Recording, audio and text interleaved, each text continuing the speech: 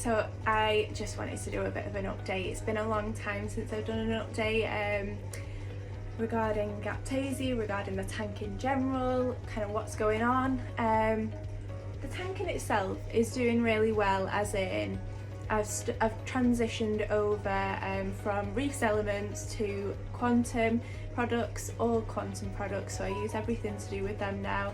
My new salt is also with them, so yeah, I absolutely love the quantum products, and I like that everything in my tank is all from one distributor instead of how I started, which was me literally taking anything and throwing it in my tank, which probably wasn't the best move.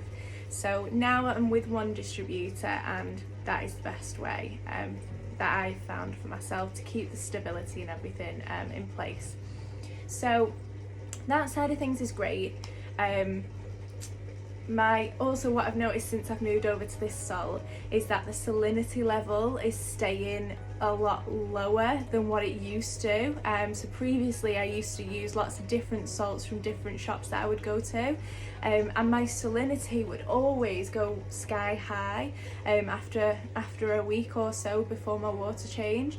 So this time, since moving to quantum, I've found that it has stayed really low in comparison to what it would. So yeah, obviously you do get salt creep, and it does creep a little, ever so slightly, but I'm noticing with the same regular water changes that I'm not having to panic and get more RO and change the RO more often. So quantum mixed macro, I think it's mixed macro, salt is doing a great job in my tank. Moving on to the other stuff that's going on in the tank. Obviously I've got Aptasia all over the place, so that's not the best thing.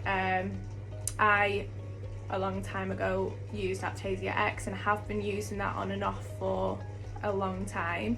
Every time I've used it, because some of the Aptasia are big, and when I say big, they are over the size of a 50p, some of them, I try and get inside the anemone. It then rejects and then spits out more spores all over the show. So there is literally Aptasia now covering everything inside the tank. Bit of a nightmare, but I'm sure I'll get there. I added peppermint shrimp, so I've now got 3 peppermint shrimp inside the tank. I added 2 filefish, one was a mimic and one was an actual Aptasia eating filefish. I've caught it eating some of the Aptasia bits a few times, but it's not really eaten a lot, and the reason being is because the Aptasia is so big. The peppermint shrimp, I don't see them, so I don't know if they are or aren't doing a good job, but the Aptasia is still there, and I haven't noticed any of it going down in the last few weeks. So I wanted to give you all a proper update, and I know it takes time for these animals to obviously do their job, but I've not noticed a difference. The one thing that I have noticed is the filefish is now eating my corals, and I've had my favourite Hellfire torch, which was a beautiful gold along the tentacles, and then the teal tip. Oh, obviously it's green mouth, and it was stunning. It's gone. So that died because I caught the filefish chomping away at the tentacles. I'm struggling to get the filefish out. It's small and they only flutter, so I thought it would be quite easy because they are usually quite slow at swimming. But when you try and get a net into there, or anything to try and catch it, they're quick. Also because it's quite small, it can jump into the caves inside the tank. So my idea is that when I move this tank in a few weeks time, I'll be taking all my rockscape and everything out. So at that point I will then look at rehoming the filefish. So we'll see. If I can get it before then, that would be great, because I don't want it eaten anymore. But that's not the only thing that it's been eaten away at. So I don't know if you can see this on camera, but my acan garden is down here, and usually it is very vibrant, lots of different colours, and it's very fluffy. I have not seen my acans out now for the past 2 weeks. They're very unhappy. I actually did sump them for a little while and I could see they were puffing back up a little bit, but I put it back into the main tank because I didn't feel it was getting the lighting that I need to provide it down in the sump.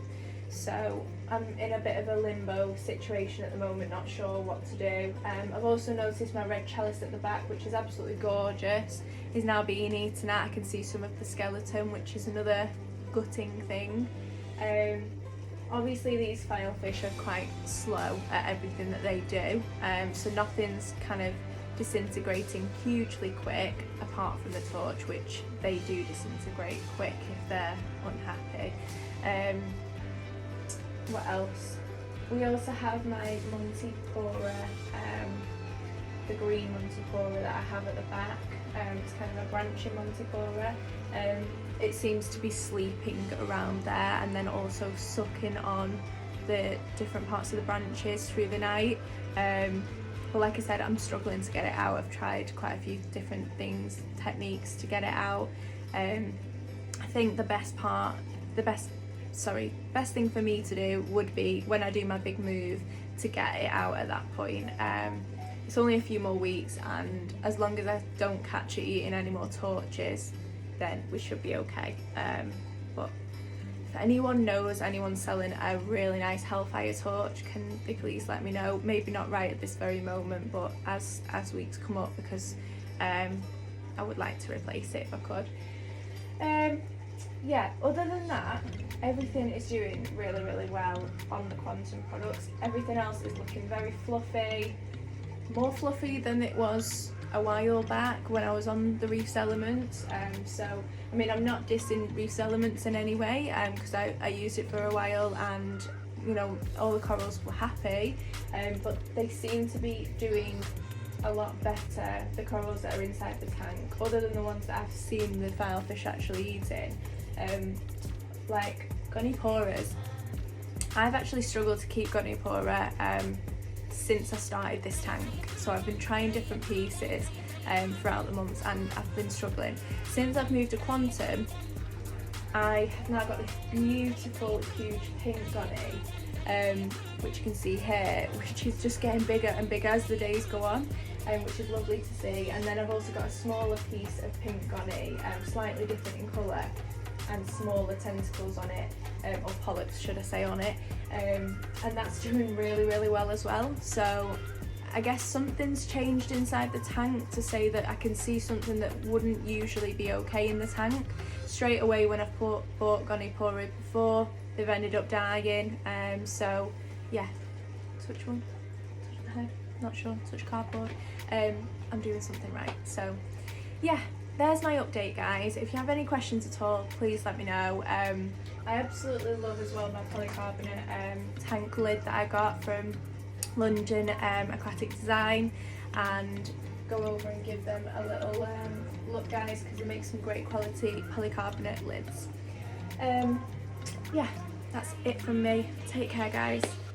Have a nice day.